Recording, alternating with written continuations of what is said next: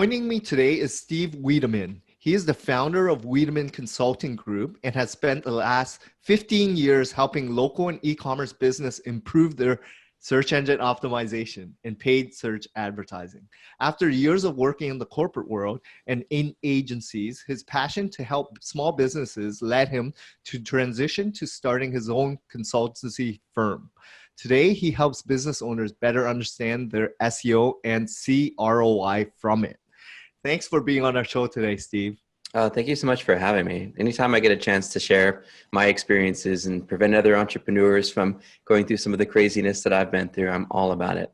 I'm so glad because after 15 years of running your agency and before that, even in your corporate world, you definitely have a lot more experience, knowledge, and abundance of mistakes, I'm sure, that I'd love to pick your brain on. So Sure. let's just get right into it and tell some of the listeners, how did you get into this space and what do people know you by?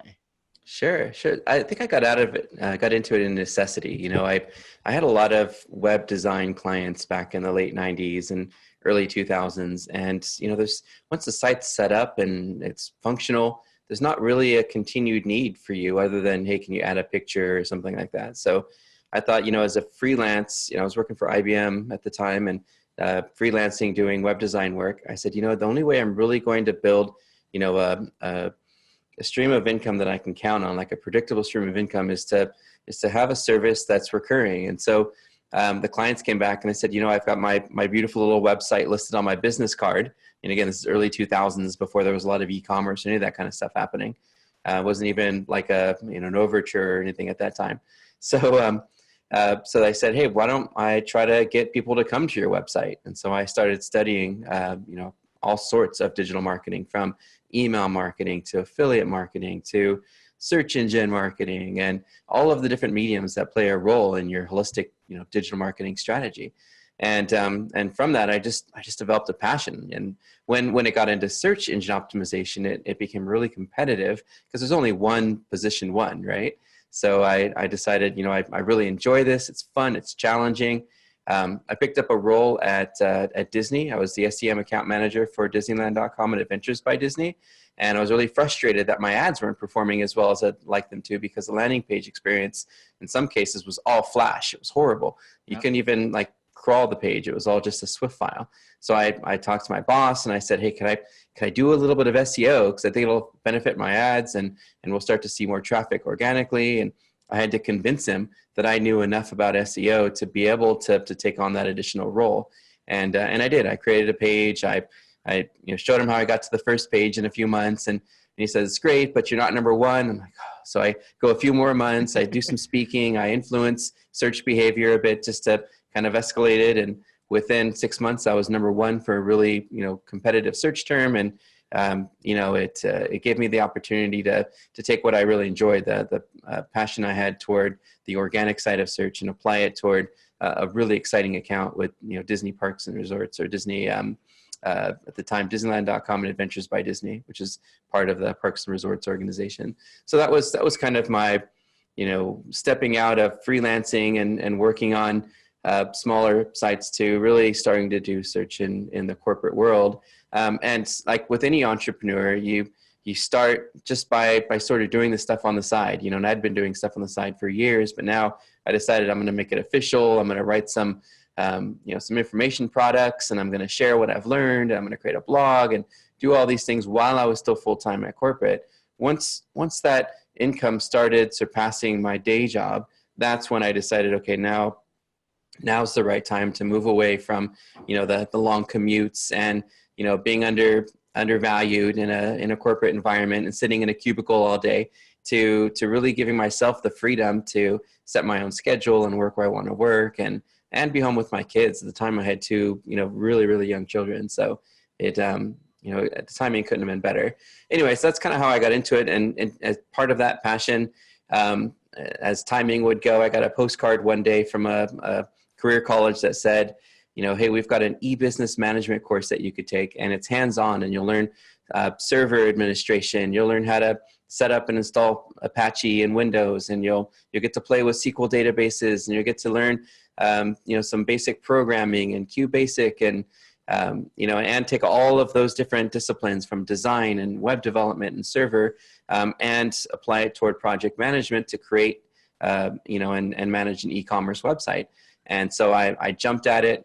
I was full-time working and going to school, and I got through it. And now, it's my life has been completely 100% e-business for the last 2 decades or so. That's how I got into it, and kind of, how I coupled my the way that I enjoy search with my education. And now, I'm fortunate enough to actually start teaching. So this year, in fact, this week, started the online class at Cal State Fullerton, and the next year in January, I'll be teaching at UC San Diego. Oh, that's amazing. It sounds like you're having so much fun, right? And I'm really loving it. well, that's what you need to do, right? As an entrepreneur or a business owner, right? You got to actually be passionate as what you wake up every morning wanting to do something you love, right? You can't succeed at anything unless you really enjoy what you're doing. Exactly.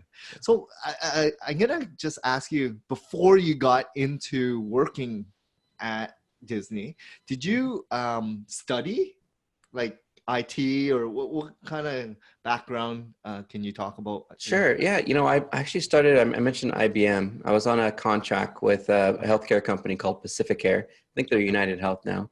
Okay. And, at the time I was taking a lot of online courses through some of the opportunities that they gave me there. I was in the IT department working with, at the time it was early internet. And so we take these print files that would go on this big Xerox printer and then get shipped to a mail room and then get mailed to the providers for capitation and eligibility.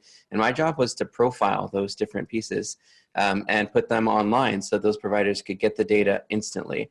So, I took all of those different data files and matched them to fields within a system that we used. And, within a few months, we had moved, 1.3 million in paper print to the web.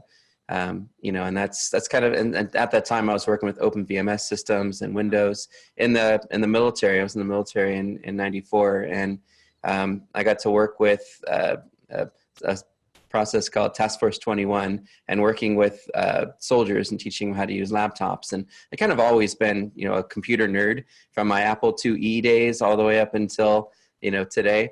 It's always just been something I had an interest in, like you and all our other peers. We study from each other. We take some formal education, but the formal education, only goes about 1/10 of where you need to go. It's really those 2 o'clock in the morning, hacking a JavaScript and just kind of getting your hands dirty and learning it.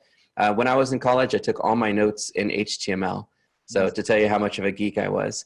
And it helped, one, to make HTML native to me as a writing style, so that I could move in and out within web pages and play with styles and fonts and layouts and just get not just acclimated to it, but really master HTML. So it made the early days of search, when it was a little bit more technical, a lot easier. And it definitely helps me to be able to be a better troubleshooter and do some other things that, a person who just kind of took some basic education can do.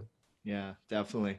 I love the fact that you were working full time and you kind of did this on the side until it kind of replaced your full-time income. And we talk about this all the time because a lot of people leave their job without even knowing what business they want to get into. And they'll put all their money into it and they'll have no income to support it. It's a huge risk. They're that fed up of their jobs. They're like, forget it. I'm done. I'm going to take every dollar I have, sell my car, and make this business work.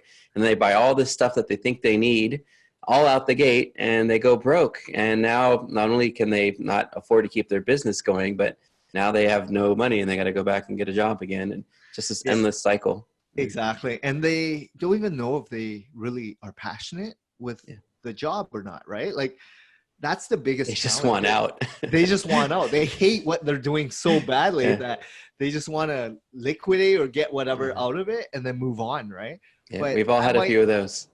But that might not be the best way in terms of starting a business, because the way you've done it, and even myself, like I had a lot of business experience. I did work at Yellow Pages for 5 years. I dealt with a lot of business owners. I knew there was a need there, right? A lot of customers just told me. So when I started, I didn't even know much about SEO. I actually started because there was a need. Yeah. My clients at Yellow Pages told me, I'll go with you if you are able to help me, get more leads than what I was paying for digitally. So then I figured it out, right? Yeah. So, but I kind of had that business sense in that sense. Like I had to kind of figure out what SEO was about and how to do it. But I already had customers willing to pay me, right?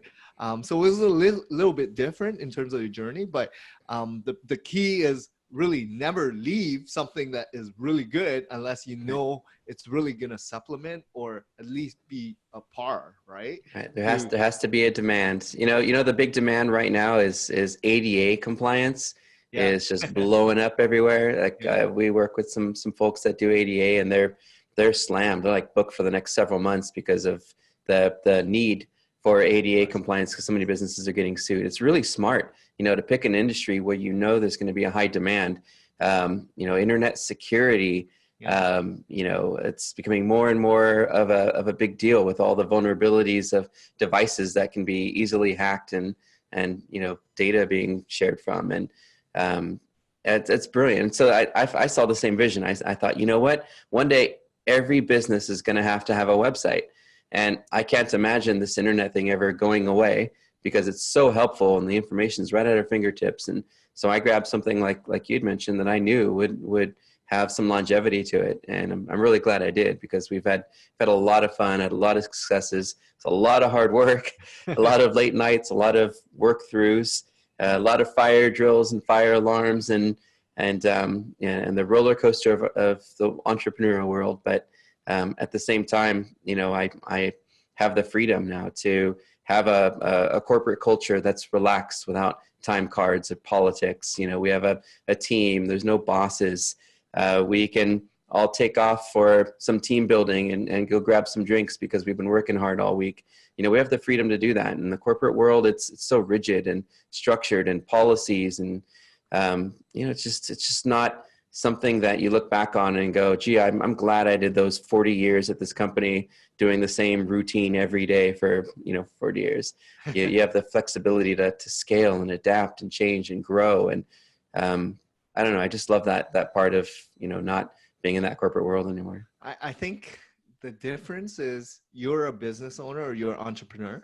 Not everyone has that same mindset, right? Yeah. Where I sure didn't. I was just a tech geek. I just like we were talking about, I just wanted out, so. But the way you're thinking and talking now, like you have to understand when you're first starting, it was never like that. You were putting in so many hours. You're trying to figure things out. You're trying to understand why people are willing to pay what they pay, right? Yeah. And what is the optimal time rate or whatever, and what to do, right? And what is most important, because this whole industry is like, yes, there's a demand, but really you got to figure out how to do it yourself as well. Yeah, I knew other than e-business, I knew nothing about business. So when I left the corporate world, I was selling audits for $500. I was selling recurring SEO plans for $250, and now I look back and I'm like, man, if I only knew better, because now our audits are as high as like 30,000, depending on, the level of enterprise. And, recurring retainers start at like 5,000. So it's like,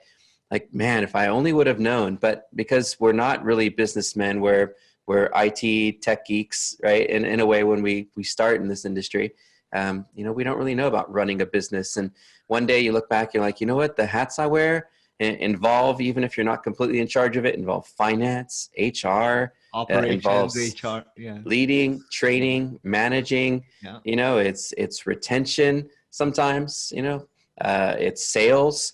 I do something with sales an hour a day, no matter what. You just always have to keep that hour blocked out and do at least an hour of sales every day as an entrepreneur. You're just never going to have that growth. But you don't realize all the roles you have to take on. Like in our industry, just as a personality quirk of search engine optimizers, we have to be introverted, technical to a degree, right? We kind of are founded on that. We have to be a little bit in the psychology world to really understand user behaviors and where somebody is in the buyer's journey and how we can set up remarketing in ways that we're always giving them, the next part of their journey, and conversion rate optimization to be persuasive and use reciprocity and urgency and scarcity and all those things that convert users. And at the same time, we got to be the extrovert. We have to be outgoing enough to say, hey, I loved your blog. I just did this post that has some really cool media on it. You're welcome to share it, but I'd love it if maybe you mention me in your content. And here you're this tech guy programming stuff who has to be outgoing enough to pick up the phone. And so as an entrepreneur, you have to step away from what you really love and what you're passionate about to be and run, your business, right? And that's the hard pill I had to swallow. I'd always was afraid. I was always afraid of stepping out of that little boat. And now, 9 years later, when I went full time, away from corporate, now I get on stages in front of hundreds of people, and I talk about search, and I share experiences, and I tell jokes. And I never thought I'd be in front of people. I thought I'd be able to, to hack the internet and build a passive stream of income and just, enjoy life with my family. But the reality is, when you're running a business, you've got to be in front of audiences. You've got to put yourself out there. You've got to not be afraid. And tackling that challenge, took me years and years and years. It wasn't until early this year, in fact, that I finally felt comfortable on stage. I finally felt like I wasn't tense or stressed or sweaty hands. I felt like I could get up there and be relaxed and smile and talk and make eye contact with people in the audience instead of, looking above them and pretending them, in front of a mirror or something. So you're right. There's a huge mindset that you have to have. You have to play a lot of different roles, and you have to really conquer your fears. No, that's amazing. I mean, it sounds like you've been doing a lot to market yourself now, doing the on-stage speaking and traveling. And, myself, I've been doing sales a lot. Like, my previous career has always been doing sales, online marketing, but being a business owner is completely different, and learning the technical space is kind of challenging, but a lot of fun, right? And I constantly learn, but I'm always making mistakes, right? And which is one thing that I've learned more to accept and kind of just overcome, and don't get too stressed over mistakes, like, because it's going to happen no matter what. It's just, how do you deal with these issues and problems without stressing, right? and putting pressure on the entire team or people. And, you're putting probably more pressure on yourself than anyone else, right? Because really, do the clients know or care? Probably not, right? It's just, and you know how to fix it, but it's not timely enough, right? Right. And therefore, you're putting so much pressure on yourself. And that's why I kind of I'm learning to, take a deep breath, reflect, and appreciate more, and really disconnect, because the sooner you realize you're able to do that, you're way better off not holding it all in and not sleeping on the week. Like, you're able to sleep on the weekend and in evenings. I used to not be able to, right? Oh yeah, I worked through the weekends pre-kids, so yeah. There are even some nights with the kids where I'm like, I gotta get back to the office and go do work. But what's helped though is scheduling time for yourself. Like every morning, my youngest daughter and I are up hitting the gym in the garage every morning, like without we haven't missed a day in 2 months. We haven't missed a single day. Monday, Wednesday, Friday, we do some weights, and Tuesday, Thursday, and sometimes Saturday morning, we'll do calisthenics and stretches and sit-ups and that sort of thing. Doing that for an hour every morning made such a huge difference in how you get through your day. And you're right, you got to take breaks. Even the team and I have been doing this more often now, where we'll take the stairs instead of the elevator, and we'll take 2 breaks during the day and just walk across the street. Sometimes we'll get a tea or a coffee or something. But really, it's just to get out and just stretch and get some fresh air, because sometimes as a business owner, especially if you're a tech business owner, you're going to find yourself at your desk 12, 18 hours a day and you won't move. People are like, are you a robot? I don't even see you go to the bathroom. Like, your body just adapts to, being there and just hacking away. You got two monitors going and you're watching what's going on in the industry and Slack and Skype and in Twitter on one, and on the other, you're watching the email threads, which is like your inbox and task list, while you've got 3 Word documents up, 176 tabs in Chrome going, a PowerPoint that you got to get done for your trip in Brazil, and it's tough. It's really So I totally agree. And I'm now at a point where I'm just like you. I wake up at 5. I've read the Robin Sharma, wake up 5 a.m. club. I've been going to the gym. I've been really reflecting. I've been really appreciating everyone more, like very grateful for everyone. And also, I've been trying to just slow down. Like, why are you putting so much pressure on this go, go, go? Like, you're just doing it to yourself, right? And it's probably more detrimental for your health, longevity, and your mind, right? And body and everything. It's like, really? You're putting so much pressure for what? Is it money? Really? End of the day, is it? Like, and you get home and you're useless, and then the kids are going to remember you as being this guy who's just always tired all the time. Exactly. So, life is more about not just business, but living a passionate job and doing stuff you love, but also other things, right? Is family very important to you? Is food very important? Health very important? Community, hobbies, your relationships. When was the last time you read a book or flipped through a magazine? Exactly. I don't have time for that. I got all this stuff going on. When was the last time I washed my car?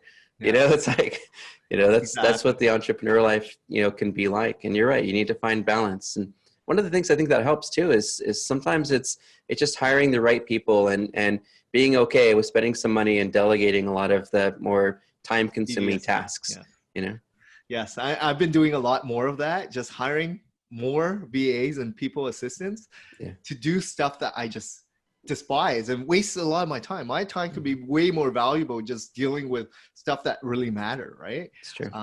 And just making sure, like, the company will keep going. It's like, I got to live my life still, right? I cannot be in the business all the time. I got to be on the business, right? Yeah, I've been telling everybody that here. It's like, I got to get out of working in the business and working on it all the time. And we're finally getting there. But like I said, you have to schedule it. That's the only thing that helped me turn the tide this year, and switching from the retainers and services toward our online training programs now, and our new website we're getting ready to launch, and all these great new landing pages we're building through HubSpot, and all those different things that we've been dreaming about for the last few years. The only thing that really made that switch possible was staying organized, getting a calendar, and really just kind of supporting each other and holding each other accountable. Yeah, exactly. And just doing it, right? Because everyone's busy. It's just, how do you schedule your time to make things that are the most critical, the most important to-do list actually get done, right? Projects that Covey's big rocks theory. Yeah, that's true. Exactly. So I mean, it's great. Like, you're finally getting there, but I'm also trying to get there as well, because for me, I've been trying to just run a smart business and do things the right way, right? And it's hard. Like, when you're starting off, you're in the business. You're trying to understand and navigate how to be even a business person, right? Like, you have all these hats: operations, finance, booking, sales, marketing, HR, team meetings, team lead, everything. And then clients, right? They start arguing. Yeah, the meetings got to go. That's the number one thing. You got to cut the meetings out for sure. Yeah. But in the digital marketing industry, and I've learned this over the years, that it's really difficult to scale services. One, and especially in our industry, our thing, what we do takes so long for the clients to actually see the results from it. But then you look back 4 years later, and you're like, wow, I took a business from 0 to like $27 million. It's amazing to see that kind of stuff. But Most clients don't have the patience to wait 6 months or a year. You know, when we got a client to the top position for a truck accident lawyer, it took a year to do that. And it took 70 supportive pages and collaboration and pictures and video and all this stuff. Most clients just don't have the patience or the time to be involved in that kind of thing. So what I've learned in digital marketing, if you're going to be successful, you have to start stepping away from the services and focus on something that's repeatable, whether it's a short training program, whether it's a $20 guide, you know, that you're going to get up on all the affiliate networks and do SEO toward, or if it's picking an industry that has nothing to do with digital marketing and using your digital marketing skills to monetize that. That's the only way that I've seen so far that you can have a predictable, scalable income, you know, as a digital marketer. So I don't know, because I've done the services thing so many times, and no matter how good you are, there's always going to be that client that says, well, I'm not number one. Like, I've tripled your leads in 3 months, but I'm not number one. You're like, oh my God. It's their expectations, right? And that's the problem with this whole industry. There's so many phonies out there that claim the world and guarantees in such a short time. And then their expectations are already jaded in the first place. So we're combating that, though. We did something neat about that. We actually launched a website, and we're going to redo it and tweak it a little bit, called SEO Verified. And we're helping business owners now to basically sort of fact check their SEO company to make sure that what they're doing is actually benefiting them, to make sure that they have ownership of their own analytics and their own website and their own domain name. So we're kind of teaching businesses with this little free cheat sheet that we gave them, you know, to make sure that their agency is not ripping them off. That's the other thing too, though. This whole world, like, people that are not technical, they have no idea what's going on, right? And if you're running an agency and you're honest and you've been doing it for a long time, you know why you're doing it, right? Like, you're in for the good, right? And there's a lot of cheats out there, and they're changing names, and you kind of know who they are and what they've done, right? It's just frustrating sometimes, but it's what the world is, in the, like, the world we live in is, right? I'm just gonna go back and ask you, growing up, did you ever dream of, like, owning your own business? Or I wanted to be in the Air Force when I was a kid. Air Force, okay. Yeah, I wanted to be, but apparently I didn't have the vision for it, so I ended up in the Army instead of the Air Force. So were there people that kind of inspire you or pushed you to run your own company? Or no, you know what really inspired me was being in a atmosphere where I couldn't use all my skills and I couldn't use my talents, and you know, working for organizations that had me training my bosses and leaders and managers, instead of giving me the opportunity simply because I was young. And you know, that was the part that was really hard. And I asked someone once, you know, a peer of mine, which kind of helped me, convince me when I was in that mode of really going to school and getting out of the whole corporate thing, was he said, look, they're never going to promote you because you're their top guy. You work harder, faster, and everybody in the building goes to you. You're like the guy. If they promote you, who's going to do all that stuff? Yep. And I'm like, you know what? You're damn right. Yeah. And it's like, if you have that kind of motivation and you're that, you know, good at work, and you have those kind of work habits and you're that disciplined, you shouldn't be working for a corporation. You should build your own company. Exactly. And that's where that epiphany happened. And I decided, you know what, I'm going to give it a shot. And it was hell. I mean, the first month was amazing. First month, I took my Disney background and my IBM background, and I hit the streets and went knocking on business doors. And I said, hey, I'm Steve Wiideman, SEO Steve. You know, I can help you with your search marketing. In the first month, I brought in $17,000, but I didn't do a moment of work. I was just all sales. Get to the end of the month, and I'm like, oh crap, I got to do all this work. Now I'm a month behind because I spent the whole first month doing sales. So you got to cram and you got to get all that work done. And now you're doing the double shift thing, and it was exhausting. And, you know, but you get through it and you learn and you adapt and you evolve, and your proposal goes from a single page with tables to, you know, showing logos and testimonials and reviews. You just continue to evolve as you get better at what you do. If you're the kind of person that will take the time to go back to the client and say, what could I have done better? How could I have made this more impressive? Or crowdsource, use Mechanical Turk and ask 1,000 people for 5 cents, what would you change on this? Then you take all that feedback and you theme it. And then you run a pivot table and you're like, wow, the most common theme is show pricing. Oh, wow, I need to be more transparent on pricing on my proposals. So it's really thinking outside the box a bit and coloring outside the lines sometimes, to find ideas that help you grow and evolve. Because so, like you said, so many folks who take shortcuts believe they're God's gift to the earth in terms of how smart they are and how much they know, and they're not willing to be interdependent on others and platforms and and the world. They just think they know everything, and then they want to back it up, so they'll never take the time to get a second opinion because they've already told everybody how things are, and they start becoming pathological. And then there's so many of them, so many of these SEO guys that read an ebook somewhere and are convinced that they can do SEO, and then they'll go to Fiverr and buy a bunch of links, or go to some black hat network and do a PBN thing because they think it's going to help them, and they don't realize they're doing permanent damage to these clients' websites. And then I don't a know, real SEO company has to go in and clean it all up, right? in some cases we got to move them all together to a different domain. I've had to do that twice. Oh yeah, but they don't understand. Like business owners, they go cheap, or they are sold, right, with this huge glamorous deck or proposal or whatever it is. Yeah. So it's a very interesting industry we're in. Yeah, it is. So in terms of your business, did you have to pivot in terms of how you started to what you do now? Like, have you pivoted over the years? And yeah, we pick our niche, right? We find something that we're really good at, and we build a template roadmap out of it. And the roadmap's Play-Doh. You're going to mold it and craft it and change it all the time, but it's a roadmap. It includes a list of things that you do for technical, search, and things that you do for content optimization, and things that you do for attracting and earning links. And for local, it's about data management and local landing page optimization and getting more of that business data out there in the right industry and local sites, and cultivating the idea that reviews are the most important things that you need to focus on for either single or multi-location business. So for us, we've worked with some specific types of industries that we've built roadmaps on that seem to work really well every time we implement them.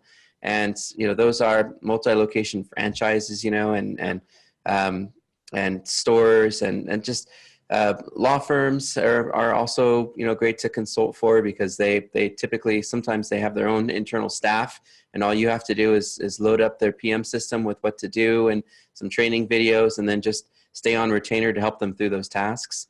So I think picking those, 3 to 5 industries that you just do really well in, and then anything else that comes in, referring it to a partner that does a good job with those types of clients, helps you to kind of broker referral fees so that you get some extra money beyond just what you're doing on the service side of things.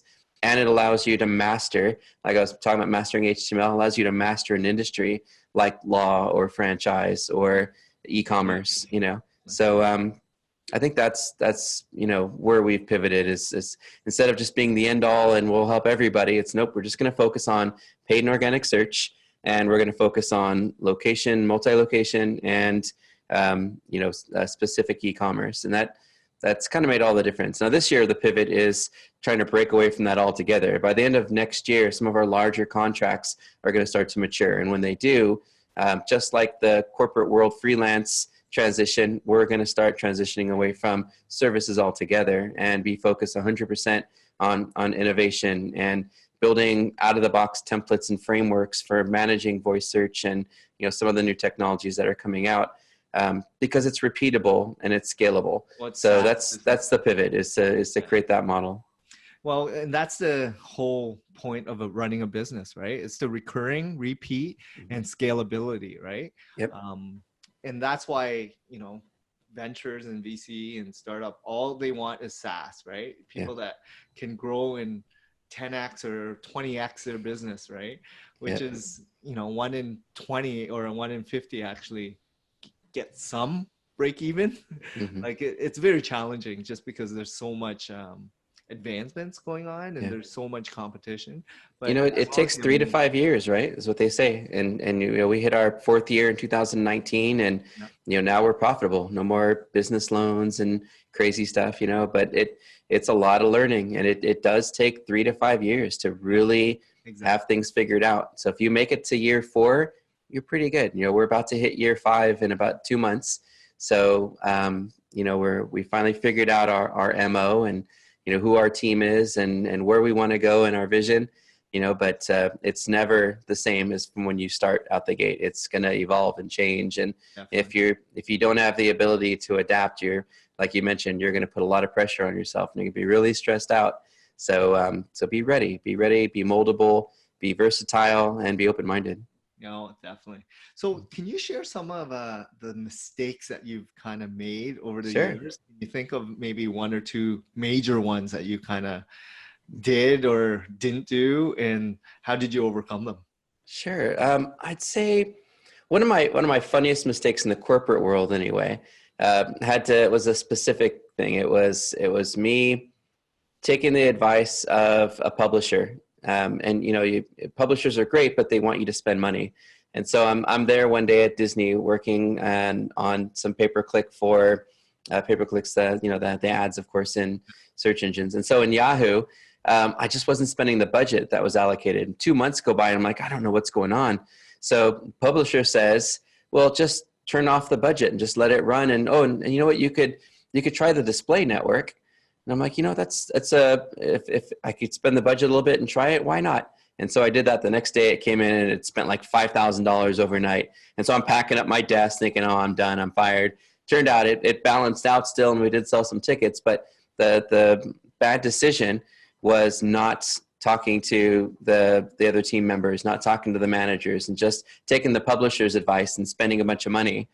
So in anything that you're doing, if you're taking the advice of the person that you're spending money with, most of the time they're convincing you without really having data to back up their recommendation. They just want you to spend money. That was one big mistake. Salespeople. Yeah. The other thing was on the procurement side of things. You know, there's never hire family or friends ever. It's just not a good idea, no matter how much you love them and how close you are. It just never works. It never works.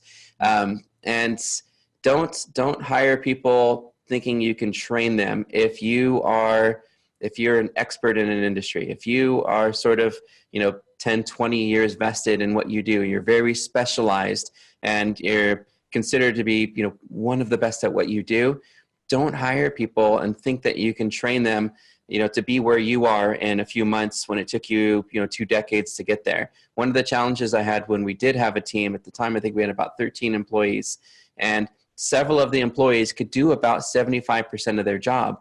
But the other 25%, in making it look really good and making sure that everything was you know, researched correctly and presented correctly, that 25%, even with just 4 employees, if you're doing 25% of 4 employees' jobs, that's 100% of a job. That means you're doing 2 jobs now. You're doing your job and 25, 25, 25, 25 of other people's jobs. So make sure you're only hiring those people with a lot of experience.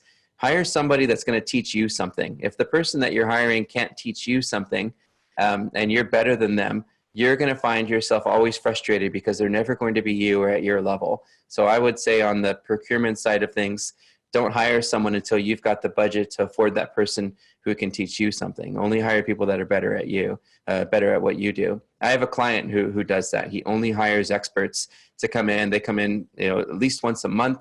And they'll sit down at a table and they'll go through everything. Our email marketing, what's our open rates and conversion rates, how they improved versus, you know, what we know about our competitors. What are we doing in search? Search expert will come in. What are we doing in this? And that team of experts comes in and they help to build and mold and craft this plan. And then they delegate it off to the people who do the legwork. And those people, you know, they'll be on retainer with the consultants to make sure that they're doing it the way that the consultants recommend. If you know somebody who's 10, 20 years of experience and are doing really well, or even maybe they're semi-retired, that's the guy. Bring them in. Even if it's only for 1 call a month to look at what you're doing, it's so worth it. Well, they're an expert for a reason, right? They've been in Yeah. it for so many years with success, with, you know, testimonials or reviews or highly recommended. And Yep. yes, I totally agree. Like hiring people that are smarter than you Hmm. and let them do what they're good at. And this is Yeah. what I've kind of learned. Like I'm good at not a lot of things outside of what I'm passionate and I'm really good at, right? So Hmm. I let these people do what they do and they love it because Yeah. they're passionate doing it, right? Hmm. And I'm not going to dictate and tell them how to do certain things because I'd rather listen Yeah. and find out how to adapt to, you know, as a business, how to change it up so that they become much more productive or efficient, Yeah. or, you know, make sure that they are molded well in terms of the entire team Hmm. atmosphere, right? Yeah. But I'm not going to change things up in terms of a team structure, right? Makes But sense. I've learned that over the years as well. You know, that the other big mistake that I think I've learned, you know, and doing this whole entrepreneurial thing, you know, you make a lot of bad decisions, and you mentioned one earlier. One is setting expectations. You know, I used to do a lot of handshake deals or a single page agreement or whatever, and now every client we work with has to initial, you know, I agree to provide the following resources. I agree to be collaborative and work with you and give you content approvals. And I agree and understand that you can't control search engine algorithm changes and won't hold you accountable if a new BERT update or EAT update or Medic update comes out.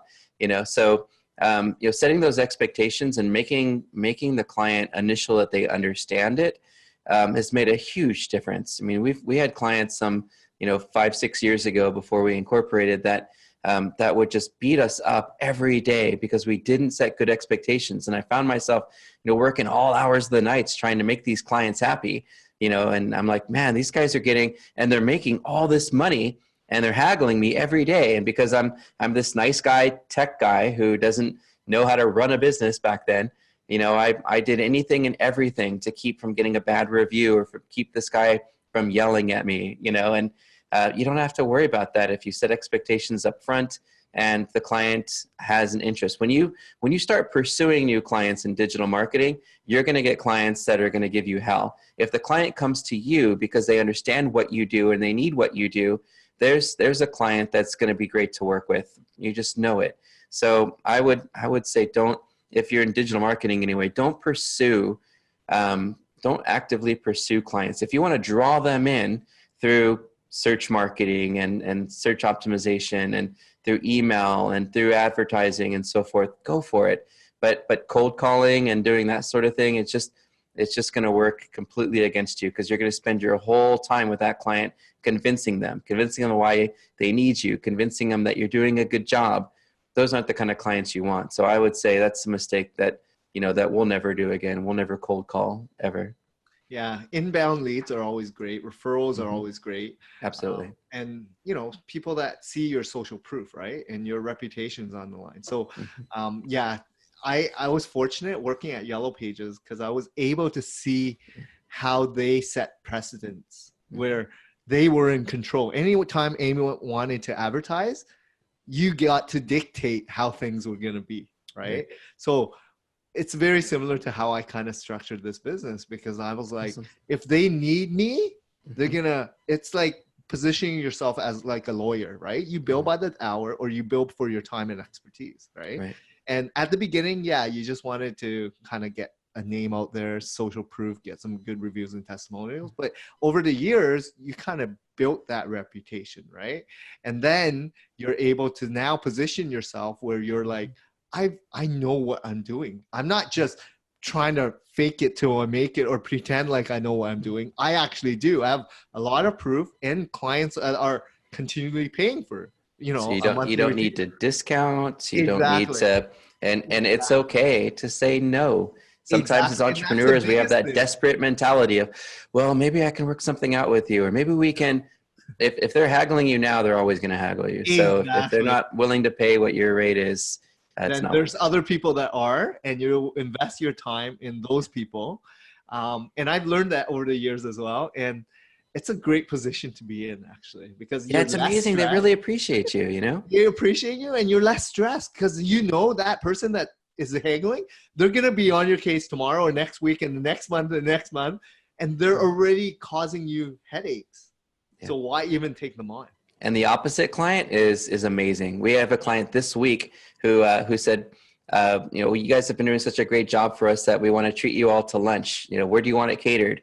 And we're like, well, we're kind of doing our annual event at Disneyland in a couple of weeks. Maybe you could send a Disney card, and we can have lunch on you guys. And like, well, we really appreciate you. And then all these like reply threads from everybody at the group just kept saying, we love you guys. And that's a client you want to work with, that sees the results, that recognizes it, and values you. We've had that client for 3 years now, and I'm sure we're going to have them even when we try to separate ourselves from services. I don't think they're going to let us fire them. Yeah, it's awesome. I mean, I started the company 6 years ago, and I had those those early clients on with me since the beginning, because even though I was new, I still was trying my best. Right. And I was open and vulnerable, and I did make mistakes, but I let them know about it. Right. And if you're okay with doing that, they're going to stick with you, because you're transparency is everything. Transparency. Exactly. So I was very vulnerable, and it's okay. And as long as you recognize that, and they recognize that, and you're actually trying, it's those ones that kind of give up, right? Or are always making excuses or something, right? Yeah. You know what I mean? Like, you can tell if someone's really wanting to care and want to do something, do good, versus someone that's full of shit, right? Like, yeah, I can't tell you how many times I've said, oh, you know what? I'm sorry. We really blew this one. This is my fault. Let me take care of it. I know someone else on the team was involved, but at the end of the day, I have accountability for it. We'll take care of this. You have to have that attitude. You've got to be open and transparent, because you're right. The excuses get old really quick. Exactly. So it's been quite a journey so far, but I'm loving it. So I'm so grateful and lucky to be in my position, right? And I love this podcast, because I'm able to talk to someone like yourself with way more experience than myself. A couple other thank you so much for having me. A couple questions I want to ask. So in terms of technology, I know I worked at Yellow Pages, which is like the telephone book. They kind of transitioned to online digital, but when I was working, I would have to drive into the office, turn on my PC, check my emails only at the office, because no smartphone back then, and just pick up the phone or deal with traditional mediums, right? How has that transpired in terms of running your agency, and what kind of technology do you currently use for your company? Sure. Yeah. I mentioned IBM before. So, there are days where I'm on Lotus, and using some old software, go home and play some Odell Lake and Oregon Trail, or, so yeah, with business, I grew up kind of a Microsoft guy, not just, the Lotus stuff, which everybody hated. But for me, it was Outlook and, doing everything through Microsoft products. And then Google comes out, and there's all this flexibility and lower pricing. And I've started to have the mindset of, my formatting doesn't have to be perfect Microsoft fonts and whatever. It just has to be enough that the client gets what they need. And you let go of some of the formality, and it opens up a window to so much more affordable and more integrated software. So we're using Google for almost everything. G Suite's been incredible for how we manage our calendars and emails. Integrations that we'll use. I use HubSpot. HubSpot integrates with with Gmail really well. It also integrates with our website really well. So and there's other platforms too, like Marketo, and SharpSpring does okay for small businesses. There's lots of CRMs that do a good job with integrating with whatever it is you use. I've seen clients on the other end of the spectrum who insist on staying on Outlook and everything Microsoft, and they'll get Microsoft Dynamics, instead of Salesforce or something else, and they'll spend $75,000 trying to get it configured and working with all their systems the way that they want it to, and they'll have to keep a consultant on retainer, to work with it. So for me, it's from watching clients and what they go through, and watching our own company evolve. Google's been doing a fantastic job with helping us with G Suite and Google Voice. Now we moved off of Dialpad and other software we used to use for phones, and now we use Google Voice for everything, and it works perfectly. We have a mix of Macs and PCs. Yeah. So, there's a little bit of everything at the office. It's personal preference in many cases, even though it drives me nuts sometimes because a Mac will destroy my PowerPoint. Yeah.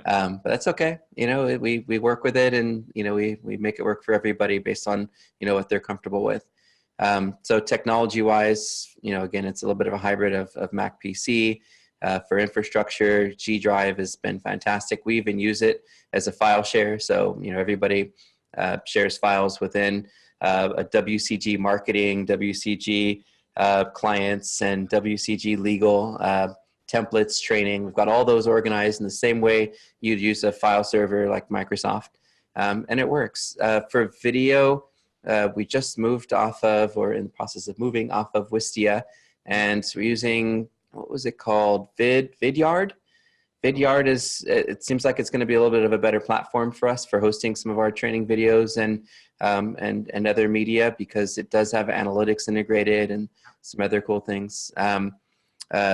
QuickBooks has been perfect. I mean, our group has stayed under 20 people. So, with that and a small handful of anywhere between 15 and 25 clients, QuickBooks has been amazing. We set up recurring templates that auto bill the clients so we don't have to deal with haggling them for invoicing for the most part. We have 2 that insist on invoicing, and, we got to deal with that. That's been great for us. And in terms of funding, as a small business, sometimes invoices don't come in when you want them to, or a client quits. So it's important to have some kind of a backup. Fundbox, Fundbox, has been great for that. I think you get like 10K of extra cash just sitting there that you could use, that you run against your invoices. So they prepay your invoice for you, which is pretty cool. So you've got that as a little bit of a funding source. If you've been in business for a few months, it's easy to qualify for that. What else are we using? So QuickBooks, G Suite, Fundbox, Google Voice for phone. I think that's been about it. So I don't know if that answered your question. I mean, I can get into all the SEO stuff too, but I know. Because as an SEO agency, we deal with a lot of different software apps, chats, drives. I use everything from G Suites to OneDrive to Dropbox. It's whatever works for people, right? Yep.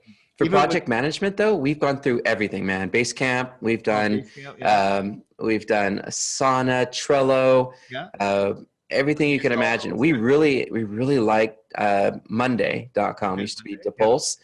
But recently, about a year ago, we found a platform called Igniter. It's Ignitur. And Igniter integrates all of your analytics, your Moz, your Ahrefs, your Search Console, your paid ads, your LinkedIn ads, your Facebook ads, all of those different metrics into your actual PM system. And then you could set a weekly report that shows up, maybe Sunday night. So Monday morning you get in and you can actually see what was checked off in all those different task lists that you had by who, and have it integrated with your ranking reports and your traffic reports all in one beautiful little dash. And it's cheap too. It's like $100 or something. That's amazing.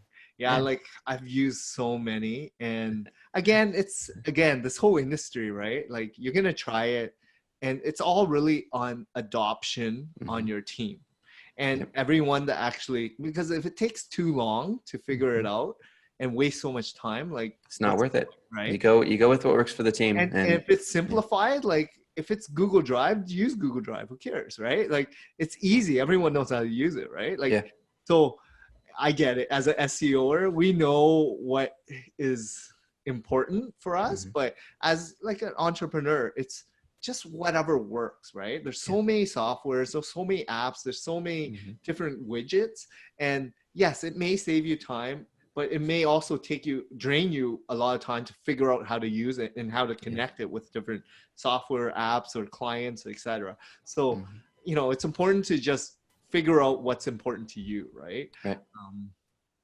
So in terms of like when you started, I know you mentioned you were like going door knocking and out there doing the sales. Did you ever do like networking, or how did you go about getting your initial first batch of clients? I did a lot of the networking groups, the BNIs, the LaTips, the meetups. Our meetup became me doing a lecture once a month in a standing room of 50 people. And it wasn't the collaboration of what I thought the meetup was going to be. So what I found is a lot of the people who are there for networking events and mixers and that sort of thing aren't there to buy something and to network. They're there to try to sell. For the most part, they want you to Real buy their estate, product. mortgage, insurance. I don't know that I've ever actually gotten a client from that whole networking medium, honestly. And I think it's great because you do get to collaborate with other, entrepreneurs that are going through similar things, and you meet some amazing people. And I do miss a lot of that, but I can tell you I've made a lot more money not being in those things and being involved in it, simply because there's a level of desperation for the folks that are at that point where they can't bring in business themselves, that they have to go network with others to do it. To me, it was just a world that didn't fit in with what was, going to drive revenue for my company. I think if you do it for a different purpose, right? Like for educational purposes, like you're going to an event to learn about what that expert is talking about. Yeah. It's a different thing than if you're running it yourself. I mean, I've done it many times as well. It's a lot of work, a lot of effort, like renting a space, catered food, and having, invite and all that.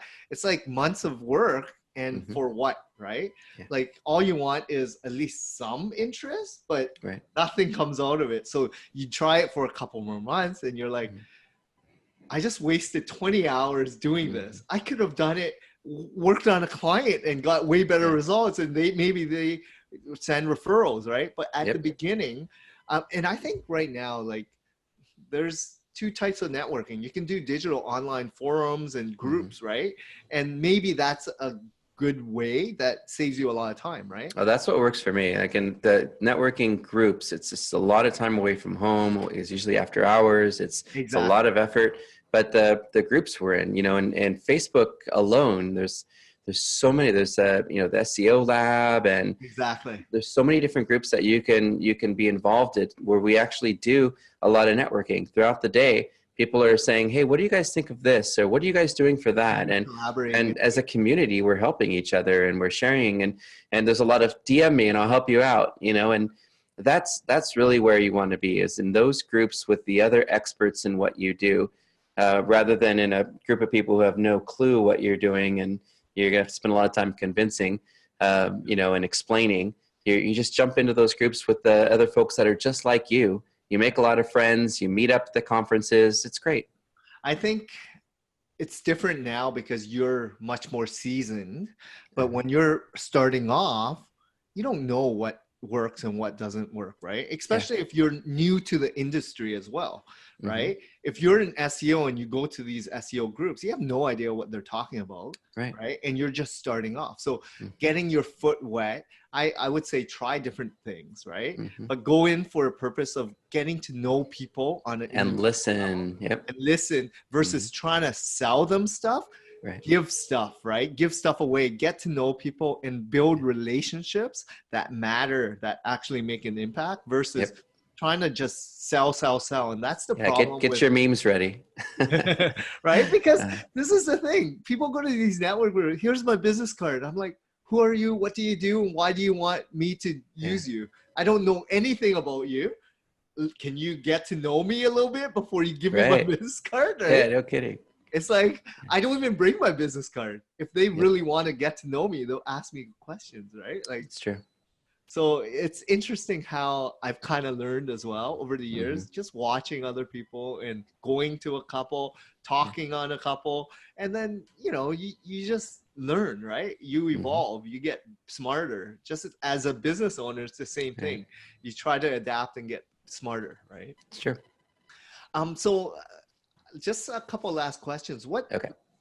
In terms of what motivates and drives you today, because obviously at the beginning it would have been different. What has changed, and what do you actually like? What is your purpose today versus back in the day? Sure. So back in the day, you're still in discovery. You've got your big vision is, I want to make a lot of money. That's your vision as an entrepreneur right out the gate. I want to make a lot of money and not have to work as much. That's every entrepreneur's vision. How it's evolved, revolves around your life goals. For my wife and I, we have this big trip we want to take when the girls graduate high school in 5 years. And You know, we have our 20-year anniversary next year, and there's this great little island we want to go to. And you create these goals, and they give you something to work toward. And then you I could mention before, you schedule time for yourself. I have an hour every day, you know, that I work on the book that I've been writing for a while now, and I'm hoping to get that done by the end of the year. You know, you schedule time to work on the things that have meaning to you. I mentioned the college, right? And I knew that I wanted to be a teacher, and you know, I did a little bit of outreach to see if there were any open opportunities. And then a year later, I get a call, hey, you still interested in teaching? And, you know, you pursue the things that are important to you. And then those things start to consume your life a little bit. And then you find yourself doing the things that you've always wanted to do. But it's putting it on the calendar and working toward it. Otherwise, you'll wake up one day and go, holy crap, it's been 10 years and I haven't done any of the things that I thought I was going to do, because you didn't schedule time to work on them. That's amazing. I mean, and I think the most important thing is schedule time for the people and the things you love the most, especially Absolutely. the people, especially when you're running a business, you're so engulfed in the business, you forget about your family, your friends, your other relationships, right? So I always, you know, kind of reflect and figure out, why am I doing what I'm doing ultimately? What is my main purpose, right? Yep. And then I work back and I'm like, okay, to free up time so that I can do things that I love to do, right? It's true. So, you know, this has been so much fun, Steve. Yeah, likewise. I wanted to ask you, so how can some of the listeners get a hold of you, reach you, check you out? Sweet. Yeah. So, you know, our little group is just, you know, Wiideman Consulting. We're Wiideman at everything, Wiideman. Me individually, I guess I'm still kind of known as SEO Steve. So SEO Steve on Twitter, and, you know, real easy to find there. And, you know, I love, like you said, I love helping, you know, wherever we can. We always try to, you know, to jump in, whether I'm just giving you a link to a free guide we created or a video we recorded. You know, just tweet me SEO Steve with whatever your challenge is, and, you know, I'll try to throw something out to help you. And yeah, real easy to find online. Just Google my name. I think I'm all over the place. Awesome. Well, thanks a lot, Steve. Really appreciate some of the insights. I loved your story, and we'll definitely stay in touch. If you're ever in Toronto, give me a ring. This is where we live. I live. Absolutely. But I really appreciate it, and thanks a lot. Thank you.